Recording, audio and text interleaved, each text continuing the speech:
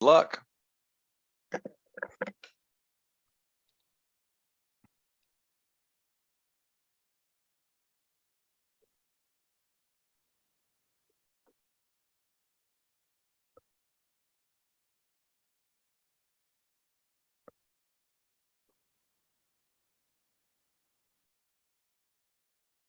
See here. Good afternoon, everybody. My name is Kirk Herring, and I work with Jeffrey at Cayman Chemical, and I'll be moderating today. Jeffrey's going to be giving the talk, Isomers, Homologs, and Analogues of THC, Challenges for Identification and Separation of New Psychoactive Substances. And we're going to have the chat available so people can drop questions in the chat.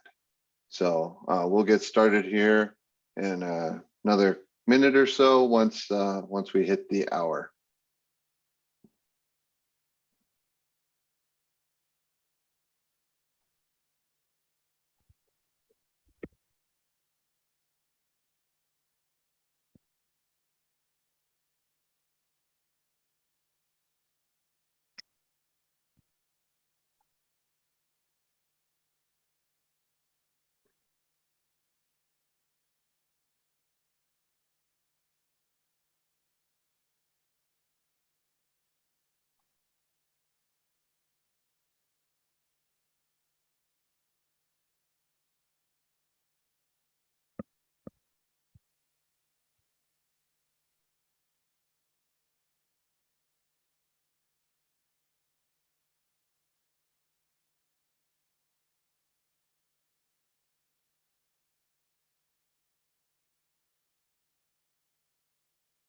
All right, it is 1 o'clock and time to start the workshop. So as I'm gonna get things going here. I mentioned just a minute ago, my name's Kirk Herring. I work at Cayman Chemical with Jeffrey in our phytocannabinoid and forensics departments. I've worked with Jeffrey for over 8 years now. He's the manager of our phytocannabinoid R&D department at Cayman. He and his team work very hard to bring you many of the new standards that Cayman has available, and many of which he's going to be talking about today.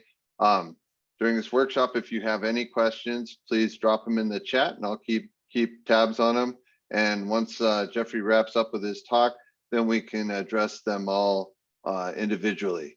And again, please keep your speakers or microphones muted during the talk so we don't have any issues.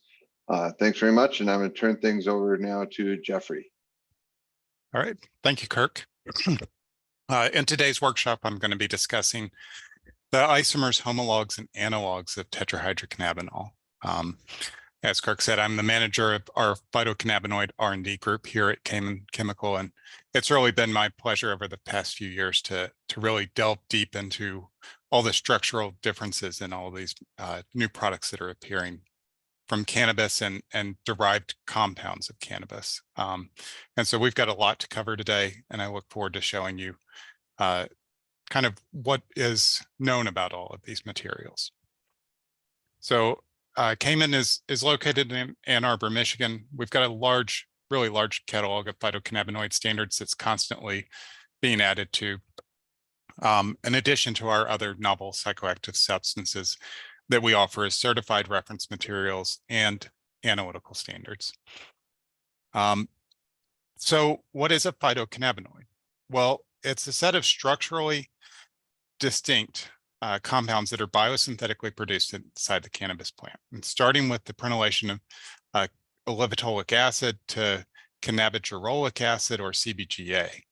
CBGA can be acted upon by 3 separate synthases to make cannabichrominic acid, or CBCA, cannabidiolic acid, or CBDA, and the third synthase can produce delta-9 tetrahydrocannabinolic acid, or delta-9 THCAA. This final compound, when decarboxylated under heat, is the primary constituent responsible for the psychoactivity in cannabis, and it's in today's workshop that I'll really be focusing on delta-9 THC and all of the, again, isomers, homologs, and analogues that come from THC. So during this workshop, you might also notice that I've got these item numbers under the structures. These are the numbers that you can, if you're interested in learning more, you can go to Cayman's website and find references for these materials and how to purchase them if you're interested in testing for them. So what is Delta-9 THC? Well, that is the name and acronym associated with the compound known as -trans Delta-9 tetrahydrocannabinol. The minus sign indicates an optical rotation designating chirality of this compound. In this case, the carbons at 6A and 10A are chiral and have a stereochemical designation of R. When measuring the optical rotation of Delta-9 THC, it rotates plane polarized light in a counterclockwise direction and hence gives it the minus designation. The trans name refers to the connectivity at carbon 6A and 10A, and that being on the opposite face of that cyclohexene ring, they're referred to as trans. Delta-9, which is designated with this triangle and the sometimes a subscript or just a regular 9, is used to indicate that there's a unit of unsaturation, in this case, an alkene or an olefin originating at the carbon 9. That if you had Delta-8 THC, that double bond would be at the 8 position or starting at carbon 8. The THC acronym actually comes from the name itself, so tetrahydrocannabinol or THC. And tetrahydro literally means 4 hydrogens added onto cannabinol. So cannabinol here was the first phytocannabinoid isolated from cannabis in the late 19th century. And so if you add 4 hydrogens across these 2 double bonds, you would have tetrahydrocannabinol. So again, THC. It's important to note that the THC is the compound with a 5-carbon chain on this alkyl chain down here. We'll see other compounds with longer and shorter chains, and those have different designations that we'll cover here during this workshop. So my first topic will be on the isomers of THC, where the double bond can originate from different carbons in the cyclohexene ring. In this case, the Delta-7 THC has the double bond starting at the 7 carbon, and the Delta-10 THC has the double bond starting at carbon 10. Now, I want to point out there are a couple of times that the stereochemical assignments of R and S might change in these, and this is because when you assign R and S designations for stereochemistry, changes in other parts of the molecule, in this case, the migration, isomerization or changes of where the double bond is located, will change the priorities. And that might switch R and S. So in both of these cases, the Delta-7 has the methyl group going behind us in the plane of this presentation. It gets a 9R designation for Delta-7. And in this case, for this Delta-10, the methyl group is now coming out of the board at us from the presentation. It also gets a 9R designation. So it's these structural differences that you need to be aware of. It's often good to look at the actual structure in addition to the name, so that you understand which standard you're actually testing for.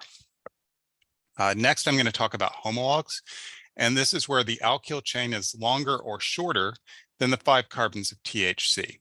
These homologs are often designated by the addition of an extra letter, in this case THCP. And many of these homologs may occur naturally in cannabis, but others that are in the market have not been positively identified within the cannabis plant. These changes in the alkyl chain length can have profound effects on activity, so it's important to know why they're being seen in cannabis-based products now. And finally, I'm going to discuss analogs, where we see a lot of new products being made semi-synthetically to avoid being designated as a THC, and some of the scheduling and regulations that are coming about from that THC acronym. So I hope what I present is going to be a lot of structural similarities and differences that have provided a really complex landscape to navigate, especially when it comes down to separating and identifying all of the compounds I'm going to discuss today. I previously noted there was the R&S designations can change, but there's also another issue with the phytocannabinoids that I want to point out, and this is a historical naming difference. So the newer system that I just went over uses the benzopyran numbering system, but an older historical system exists where the numbering system was based on a terpene nomenclature. And so in this newer system that we use now, XO-THC or delta 911 THC used to be designated as delta 7 THC in the older literature. So occasionally when that pops up, or we'll even have people asking for a delta 7 THC, and we start scratching our heads and go back to the old terpene numbering system and have to say, okay, this is what they're looking for. So it's just something to be aware of. I'm going to use the benzopyran numbering system throughout this talk. But if you're interested in learning more about the numbering and naming system, I invite you to check out this phytocannabinoid poster that one of my colleagues put together. Danny St. Germain has a great poster that she worked really hard on. We have it available at on our website if you're interested.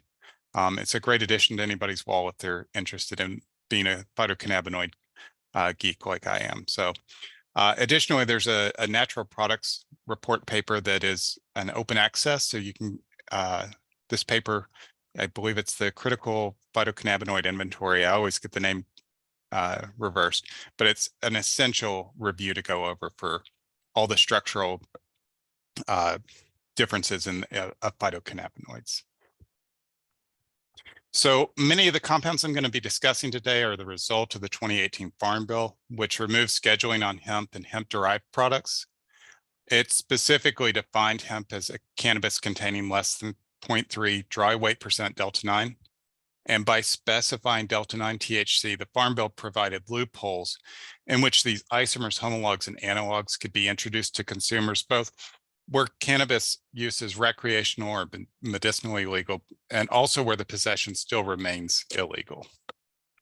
So one of the results of the 2018 Farm Bill was the loophole I mentioned, taking hemp-derived products such as cannabidiol and using an acid catalysis to convert it to delta-8 THC, which is a less psychoactive compound, but still applying the hemp-derived term to sell it as Farm Bill compliant. Some states have sought to restrict this by setting up new regulations requiring testing for all the THC isomers. And I'll be discussing all the various isomers that conform and which Cayman offers reference standards for testing. So first, I want to start with the CBD conversion to delta-8 THC. So CBD is converted to THC under acidic conditions. And this occurs when one of the phenols in CBD isomerizes into the isopropanol group. And the initial product from this cyclization is actually delta-9 THC. But because of instability and ring torsion, you'll see that under these acidic conditions, delta-9 readily isomerizes to delta-8 THC as the more stable isomer. But what else is really going on in this reaction? Well, once delta-9 is formed, it can be protonated by the acid media that it's in to provide this tertiary carbocation at carbon 9. Now, this is a really reactive species. It doesn't stick around. Primarily, it's going to eliminate from the proton at carbon 8 to provide you with delta-8 THC. And that's the major pathway of this reaction and the major product. But it's not the only path that it can go down. If elimination instead occurred at the C11 methyl group, this is how you could end up with XO-THC or delta-911 THC. If there's any water in the system, that water can add into the carbocation and form a set of diastereomers known as 9-hydroxyhexahydrocannabinols. If there were any alcohol, such as ethanol, that might be remaining from the extraction process, you can have the alcohol add in at carbon 9. And so you get this complex mixture of 9-ethoxyhexahydrocannabinol ethers. And that's a set of diastereomers as well. So it's a really complex mixture for the formation of from CBD to delta 8 THC. However, that's actually not the only path for cyclization to occur. If cyclization occurs into the cyclohexene ring system instead of this isopropenyl, then a whole new set of structurally distinct molecules form known as the iso-THCs. Delta 8 iso-THC is the first that forms, and under these acidic conditions, it also readily isomerizes to delta 4,8 iso-THC. So these iso-THCs were actually first observed by Mechlem's group back in the 1960s. And their biggest issue is that they tend to coalute with delta 8 and delta 9. The initial cyclization, again, providing delta 8 iso-THC, which can then again isomerize to delta 4,8 iso-THC. We're not currently aware of any reports of psychoactivity for these compounds, but we know that there have been several papers describing their formation over the last few years. And as I said, that they tend to coalute with the normal THCs. And so we wanted to demonstrate this. So the difficulty of separating out these iso-THCs is very well demonstrated here in some chromatography we did where we used our standards of CBD, delta 9 THC, delta 4,8 iso-THC, delta 8 THC, and delta 8 iso-THC in equal concentrations, and using a standard C18 column and an isocratic method, we can see that the delta 9 THC and the delta 4,8 iso-THC completely coalute. In the case of delta 8 THC and delta 8 iso-THC, we do start to see a little bit of shouldering, but very poor resolution. Obviously, this is an issue if you're trying to accurately determine the amount of THC in a sample. So we've had some luck with modified C18 columns, such as this Raptor ARC C18.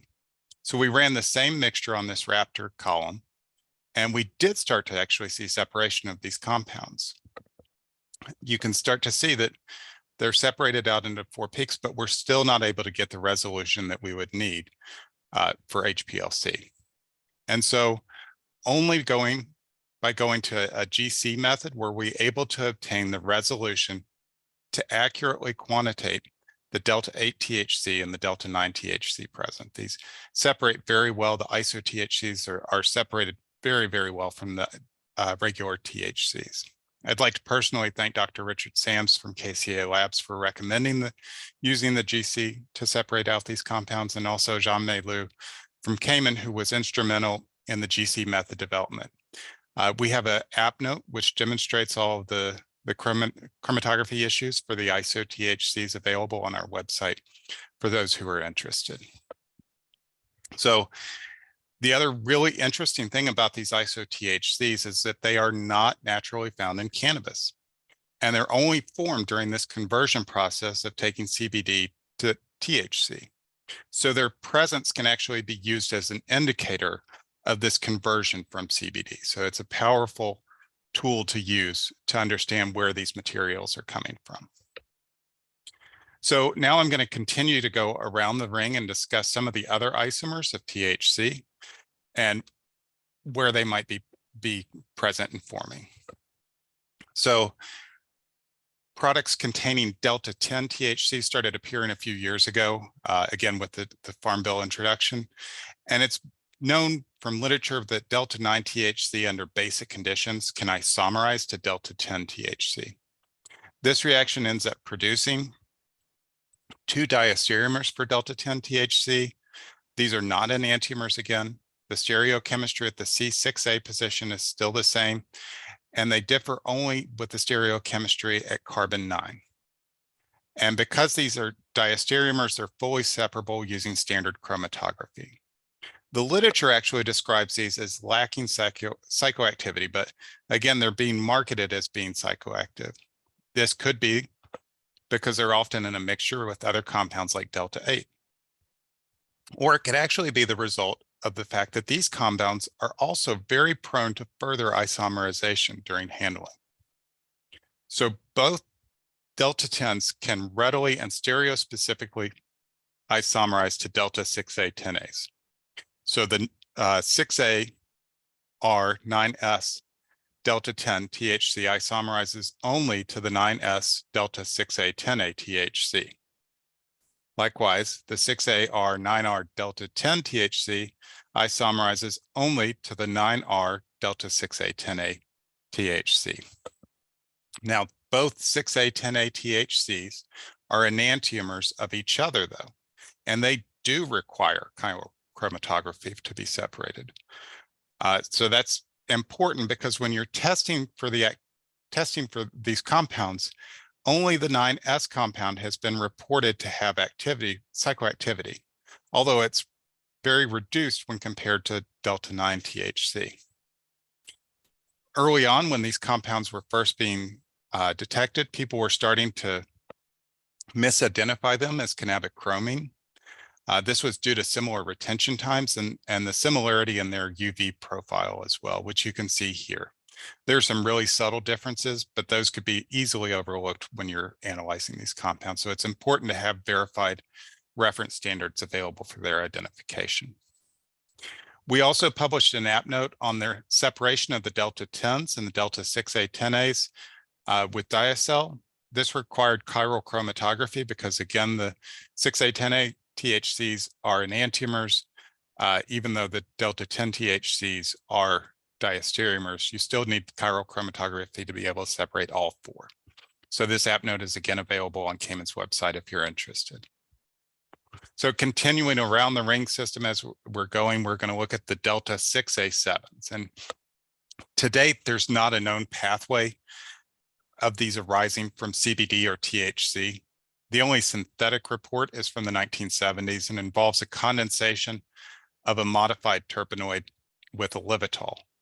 It's very difficult reaction and purification and characterization of all the stereoisomers that form. Additionally, there's no known reports of activity being published. We have these standards available because we know that people will need to identify if these THC isomers are forming in cannabis or cannabis-derived products.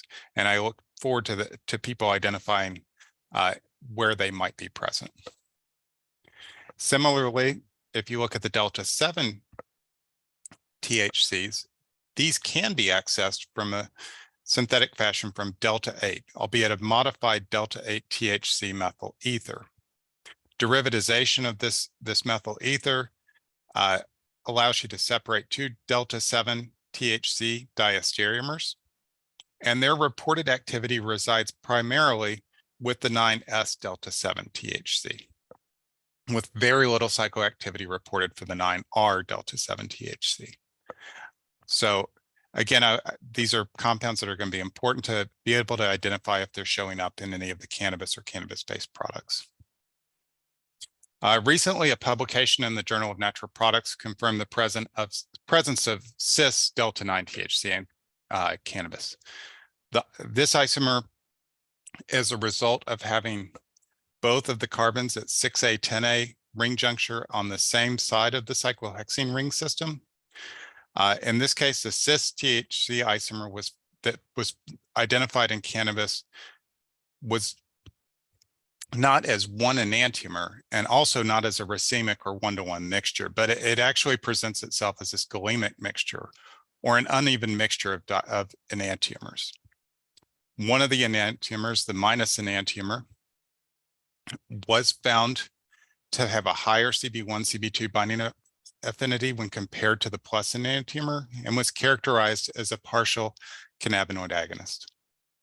When the publication looked at different cannabis strains, the cis THC isomer was found present highest in CBD-rich plants.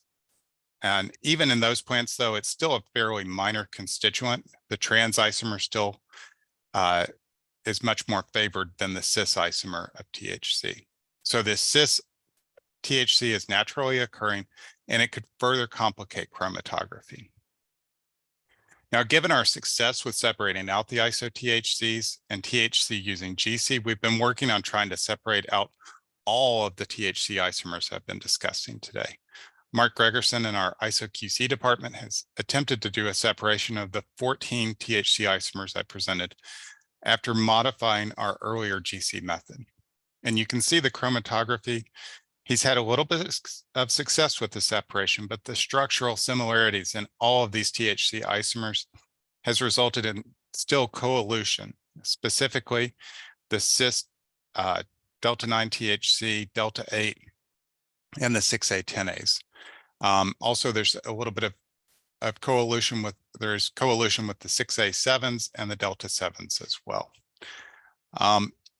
So if we remove those coelution issues from this chromatography and we start looking at just 9 THC isomers using this GC method, we start to see the usefulness and utility of using GC for analyzing this mixture of THC isomers. And finally, Mark's also working on those remaining THC isomers that did have coelution issues, combining the GC with an HPLC method where we can start to resolve all 14 of the THC isomers. This is still a work in progress, but I hope that we'll have more results to present in the future on separation of all these different THC isomers. So now that we've discussed all the isomers possible in THC, I'd like to move to homologs of THC. So a homolog, as we are defining it, is when the pentyl chain typical of the phytocannabinoids is either shortened or elongated. Each of these homologs can be designated with a different suffix, which is also incorporated into the acronyms that are present for the phytocannabinoids. So C1 or methyl is the orsol and gets an O. C2 or ethyl, we have just been referring to as ethyl. C3, the propyl, is the varin series, and so it gets a V designation. The butyl gets a B designation for the acronym for the C4s. The hexyls gets a H in the acronym for C6. C7 or heptyl gets a P designation for the pherols. And the C8 gets a C8 designation that we've been calling as delta 9 THC C8. This one is the C8 and the ethyl are the two that haven't been positively identified that I've been able to find in the cannabis literature. And we'll see those pop up in a little bit. So there are 3 important papers by the same Italian academic group that came out starting in late 2019 on the presence of homologs being positively identified in cannabis plant. And while the shorter chains like the varins had been previously identified, it was these longer chains like the pherols that really caught everybody's attention. When this group tested the binding activity of delta 9 THCP, they found it to have over 30 times greater affinity for the CB1 receptor than THC. And so that caught everybody's attention. The next year, another publication demonstrated that US cannabis flower also had delta 9 THCP present. And this utilized our delta 9 THCP standard. They still found that it was a very minor component of domestic cannabis, with the highest weight percent found in this sweet Afghan delicious, this plant at least that they were testing. So really low quantities, especially when compared to delta 9 THC. So we wanted to test some of our CBD isolate we purchased to see what homologs may be present. And you can see the C of A for one of 3 lots that we tested only listed CBD, but our HPLC found 3 additional peaks of interest that were not identified in this C of A. We have all of the homologs of CBD, starting from the orsol all the way out to C8. And so we ran it on our HPLC and found that they separate as expected based on chain length, with the longer chain being more lipophilic, so they're retained a little bit longer.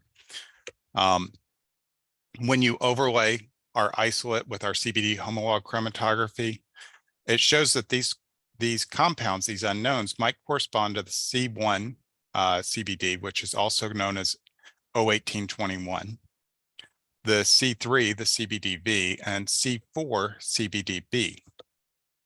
Now, we confirmed this with co-injection both by HPLC, and additionally, we did use on our utilize our GCMS and compare the fragmentations of those compounds to positively identify that, yes, we see in this CBD isolate, we see C1, C3, and C4 in addition to our C5 standard CBD. We don't see any of the elongated CBD homologs in our CBD isolate, though. I speculated that this could be the result of the plant material that they're extracted from, or even that the extraction process itself may not provide them in detectable amounts. So while we did not observe CBDP in our CBD isolate, we have seen products advertised as hemp-compliant THCP. Based on some feedback from various testing labs, most of these products are not really delta-9 THCP. They're mostly observing delta-8 THCP. And it's our belief that it's not coming from a hemp source or hemp or cannabis, even though they are claiming that these are hemp compliant products. Rather, we believe that they're being synthetically produced, as the starting materials for this, the formation of THCP have decreased significantly over the last few years, indicating that there's an increased demand for these chemicals for the production of phytocannabinoids like THCP. So if these are being synthetically produced, it comes back to what type of activity is in these homologs. It turns out Huffman's group actually studied these back in the late 1990s, and you can see that several of these delta-8 THC homologs actually have JWH numbers that you typically see for synthetic cannabinoids. And the data from this paper supports a correlation between the increasing binding affinity from delta-8 THC homolog tail, which is in line with reports about homolog activity for THCP. All of these homologs have advertised products, and usually they're described as hemp-compliant products. Even in the case of this C8 compound, which has yet to be positively identified in cannabis or hemp. So the nice thing about these homologs is that they can be identified using a quick shortcut from their MS. Changing the tail length on these homologs is not going to change the observed fragmentation, but it will increase or decrease the observed mass by 14 because you're losing or gaining a carbon and 2 hydrogens. So if you find yourself looking at something that appears to be a THC, but is actually 28 units higher, then it's likely a THCP. And if it's 28 units lower, then it's more likely to be a THCV. This is illustrated here with the 11-hydroxy metabolite of delta-8 THC. This second MS has a parent peak minus 28, and that corresponds to the 11-hydroxy metabolite of THCV. And so we can start to positively pick out these homologs if they start appearing in different products. So finally, I want to discuss analogues of THC. These compounds are being chemically modified and retaining some psychoactivity, but they're trying to avoid being designated as THCs. The first analog I want to discuss is the acetates of THC. These are presumed prodrugs where the addition of the acetate to the phenol adds provides a compound that's anticipated to be easily hydrolyzed back to the corresponding THC upon ingestion. Often you'll see these named as THCOs, and that can be a really confusing acronym to use because if you remember, the C1 homologs actually had the O designation as well for the orsol. Recently, a publication from just last year suggested that these compounds have potential health hazards as well.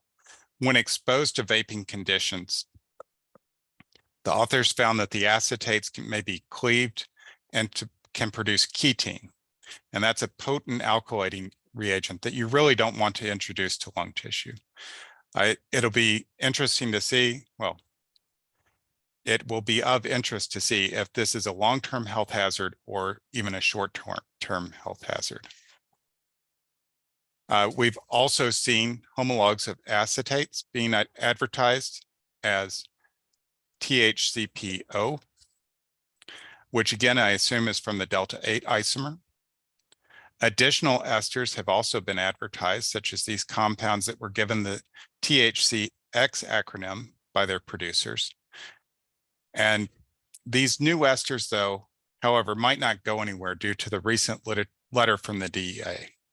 So in response to a request about scheduling of these compounds to a law office in North Carolina, the DEA said that these are not naturally occurring and that they are obtained synthetically and are therefore still scheduled under 7370. I'm sure there's going to be additional legal challenges, but the DEA has thrown these compounds into some hot water. However, we'll still see the acetate group pop up again, just not for a THC. And that's because the market has already started moving to new products to avoid that THC name and the possible restrictions that come from it. They've started making hydrogenated products of THC to produce these THC diastereomers known as hexahydrocannabinol or HHC. These diastereomers are designated according to the stereochemistry at the C9 position, so 9R and 9S HHC. These S diastereomers are fully separable by HPLC and GCMS, but they do require a fully characterized standard to accurately identify. We characterize these compounds, and you can find a poster describing our characterization techniques available on our website if you're interested. The HHCs do have some activity, which resides mainly with the 9R HHC. It was tested in Mechelin's group in the 70s, and the 9R diastereomer was found to have similar activity to delta 8 THC, while the 9S required a much larger dose before the effects were observed. As you can guess, the HHCs have had acetates attached to them and designated as HHCO, and so there actually have been marketed products as HHCOs appearing. Additionally, homologs have also been subjected to hydrogenation, so they're taking THCP and hydrogenating it and producing HHCPs. And as you would guess as well, those HHCPs have been acylated and provide HHCPOs in advertised vape products. So we just keep adding letters to these acronyms and complexity to what's being observed on the market. We anticipate another wave of products that could be the 10 and 8 hydroxy HHCs. And these can be made, the 10 hydroxys can be made starting from delta 9 THC, and the 8 hydroxys can be made starting from delta 8 THC. Interestingly, the 8 hydroxy products are presumptive metabolites of HHC as reported from this heptatic microsome study in the 90s. So it could be difficult to determine if the presence of the 8 hydroxy is from dosing of the 9R HHC or from ingestion of the 8 hydroxy HHC and the metabolites that are present. Now, I want to point out some R and S designations for these. The R and S designation at the 9 position does switch based on the fact that the 8 hydroxy changes the order of priority. So it's, again, I keep saying this again and again, it's important to look at the structure and the name to determine what analyte you're trying to study and test for. So what I hope I've shown today in this workshop is the complexity of the analysis of all of these different products. This is further illustrated by this recent Reddit post bragging about their new blend, which contains, as you would expect, isomers, homologs, and analogues. These new products are likely going to continue to emerge, and understanding their structural differences is really key to understanding what is being seen in the derived psychoactive cannabis products. And so we are constantly trying to stay at the forefront of all the standards for both cannabis products and their metabolites, but also in the constantly expanding and evolving space that involves all these isomers, homologs, and analogs. Cayman does this with a really dedicated team of scientists and professionals. And if you have any suggestions, comments, or questions, please, I invite you to reach out and help us know how we can make your research possible. And with that, I thank you for your time, and I'd be happy to answer any questions.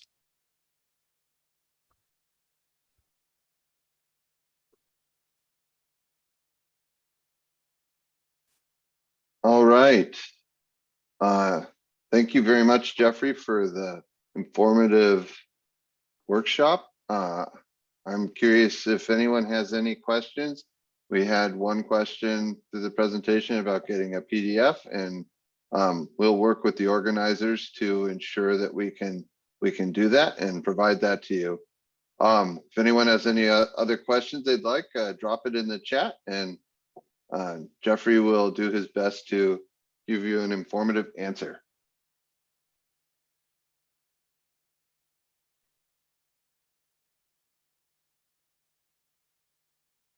Lots of thanks in the chat, Jeffrey. Oh, thank you.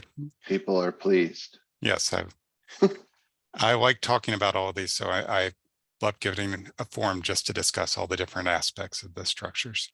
Indeed. All right, well, I'll give it a couple more minutes here for people to put anything they'd like to ask about in the chat.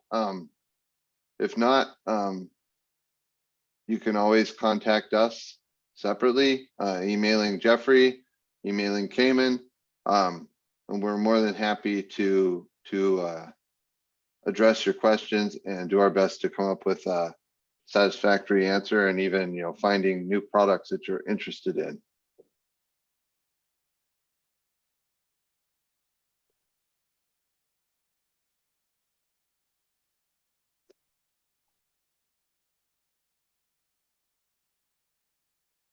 All right, we have one question here.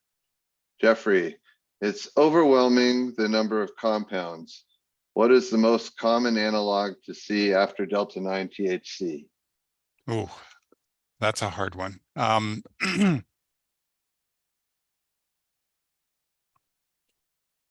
mean, lately it seems like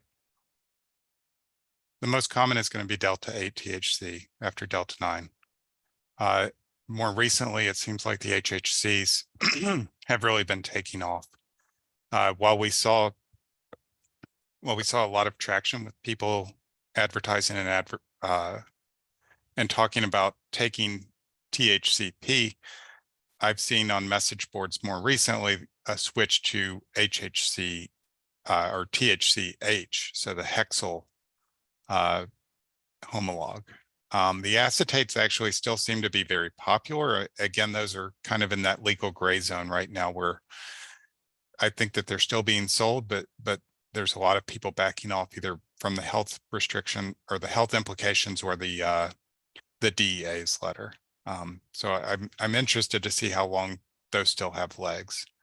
But definitely probably the Delta-8 and then some of the homologs are probably going to be the most prevalent to be concerned of in the hydrogenated compounds. So I guess the answer is all of them at the end of the day, but it's a constantly evolving market, and we're all trying to stay on top of. All right, next question, Jeffrey, is how regionally specific are these compounds?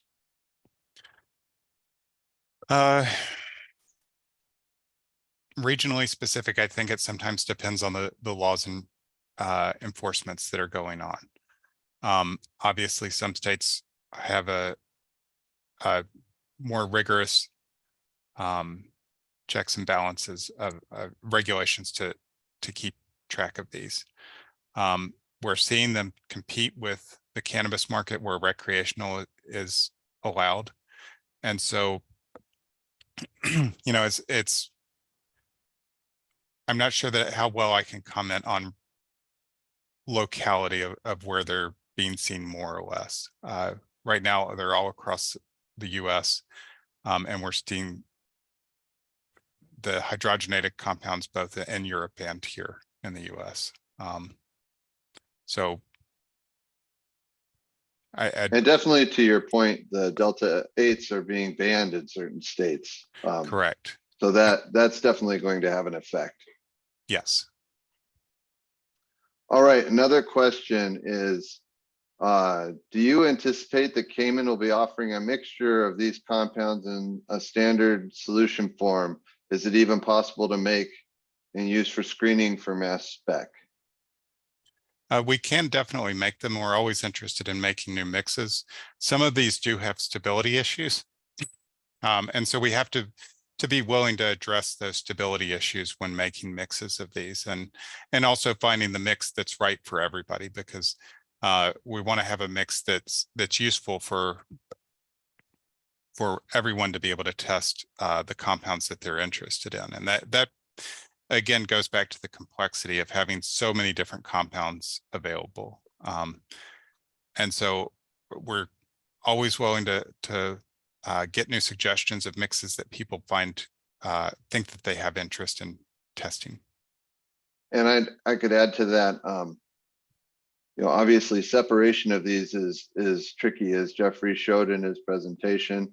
And we are working on a sort of a umbrella method for a large number of phytos that then we could potentially offer mixes within that umbrella that could then be pulled out and people could use it to quantify. So we're working on it, and just keep telling us what you're interested in, and that helps guide our work. Jeffrey, the next question we have is, does your staff regularly monitor Reddit and other drug user forums? Yes, we're in addition to the primary literature, we're at least trying to be aware of what people are using out there, both so that we can be ahead of the game and try to offer reference standards of those, in addition to trying to understand metabolites that might be of interest for people to test for. It's one that we have to stay aware of what's actually being sold and marketed right now. And it's a little bit easier than just walking into some of the places that sell these materials and trying to take a stock of them. We also monitor the dark web for these kinds of things. So that's an interesting place to look as well. Yes. All right. And then we have another question. It says, are the HHCs and analogs illicit everywhere, or are there places in the world where they are sold legally? Are the companies that are producing these products transparent? Oh, they're not always transparent. I can't even point to a company that is fully transparent necessarily with the HHCs. I feel like I have seen some European countries start to ban the HHCs. For the most part, as far as I can tell, I haven't seen any specific legislation in the US applied for the HHCs. The legislation abroad is going to be much more patchwork as well. So again, some countries have started to address the HHCs and the potential abuse of those. But for the most part, again, like in the US, because people can point to it and say, well, I started this from CBD and it's not THC that I'm selling, it's this hexahydrocannabinol. Because of that terminology, then they can kind of get away with saying, I should be able to sell this legally. Just one of the complications of that loophole from the Farm Bill. All right, and someone asked a question about which compounds are having stability issues. We actually had, you can address it, Jeffrey, but our head of our ISO team, Roxanne Frankowski, left a note in there as well about stability in the chat. Oh, okay. And she just said that we have to look at solvent selection for mixtures. We have to look at interaction between components, and that mixing acids and neutrals can be tricky.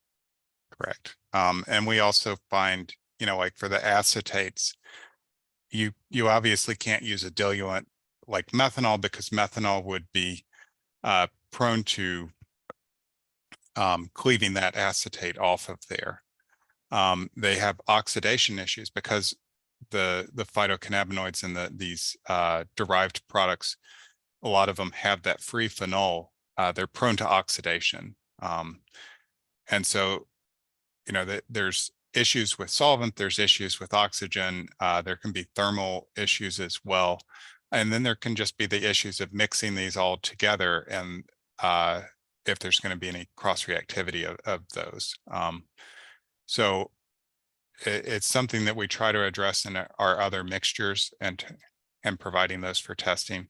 And obviously, every time we develop a new mixture, we have to to really address how stability can be, how stable, excuse me, how stable these compounds are and how stable they would be for the lifetime of this mixture.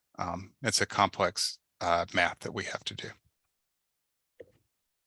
All right, well, I don't see any other questions in the chat. If you have anything else you'd like to add, please do so now. Otherwise, it sounds like Jeffrey's voice is starting to quit. Oh, here we have a question. If you're determining delta 8 THC, you should include delta 4-8 iso THC and delta 8 iso THC in your method validation to assure selectivity for delta 8 THC and delta 9 THC, particularly when using HPLC methods. So it's more of a statement, and it's from our friend Dr. Richard Sams at KCA Labs. Yes, absolutely. And then, so go ahead, Jeffrey. Oh, the like we showed, the GC is really valuable for accurately determining the quantities of delta 8 and delta 9 THC in these tests and what's being inflated. Right, and someone asked if for the GC method, are the compounds derivatized? No, that's the one thing that we're trying to avoid. Most people want, at least most people testing these cannabis products, want to kind of avoid derivatization. And so we're trying to accomplish that as well.